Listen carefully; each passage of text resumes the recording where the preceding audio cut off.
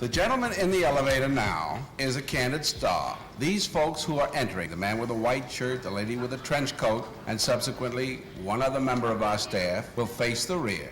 And you'll see how this man in the trench coat tries to maintain his individuality, but little by little, he looks at his watch, but he's really making an excuse for turning just a little bit more to the wall. Here's the candid subject. Here comes the candid camera staff, 3 of them at least. And this man has apparently been in groups before.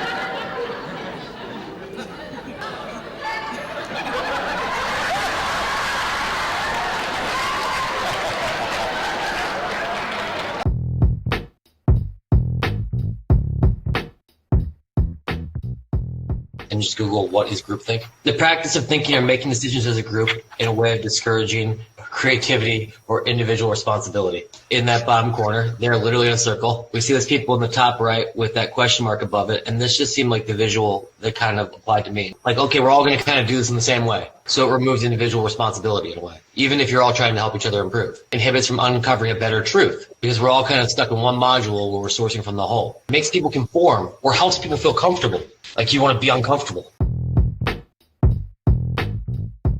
Order is knowing that what you do or what is happening in your environment leads to a predictable outcome. And in predictability, comfort is found. But comfort is also what makes order so dangerous. Because science shows that anytime you continually do something or even think about something the same way, you'll eventually stop growing. Growth only occurs in a state of discomfort. And I know seeking discomfort sounds odd, and not many people do it, but you have to learn to embrace it because it's the only environment where sustained or exponential growth can occur. And by doing this all in a modular way where we're working together, that's going to help you feel comfortable. It's not going to empower you to deviate. At the end of the day, oh, well, such and such is doing this really well, or it feels good. Just because it feels good the way the person's doing their one-on-one doesn't mean it's effective. Yep. So you're saying that, like, something can work with someone and go to the next person, go to the next person, go to the next person. And to me, when I look at it, it really is kind of the definition of groupthink. Is that in and of itself can be incredibly toxic because it brings you down to the lowest common denominator of what everyone can agree with and not necessarily what's actually best.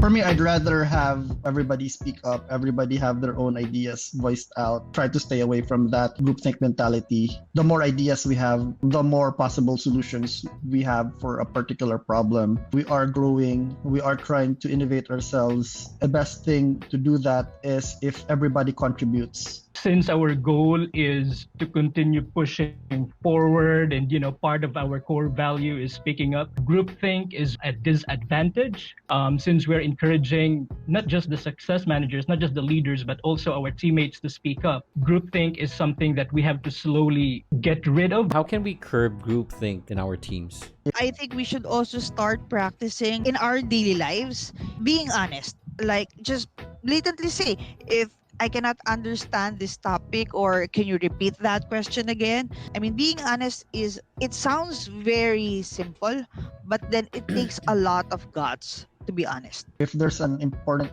topic to discuss, is really give enough time for everybody to think about it. When they come in to that meeting and do discuss, everybody have enough knowledge about that particular meeting, because usually lack of knowledge is the cause of that group thing. They're not prepared to talk about that. One thing also is we do have a lot of different types of personalities, and there are just some people who are not so open up in speaking into big groups. So one thing that can probably help, have small breakout rooms. That way people will be more interested in chiming in with their ideas, because usually people are so focused on the impression that people might think of their ideas, especially if it's in a big group.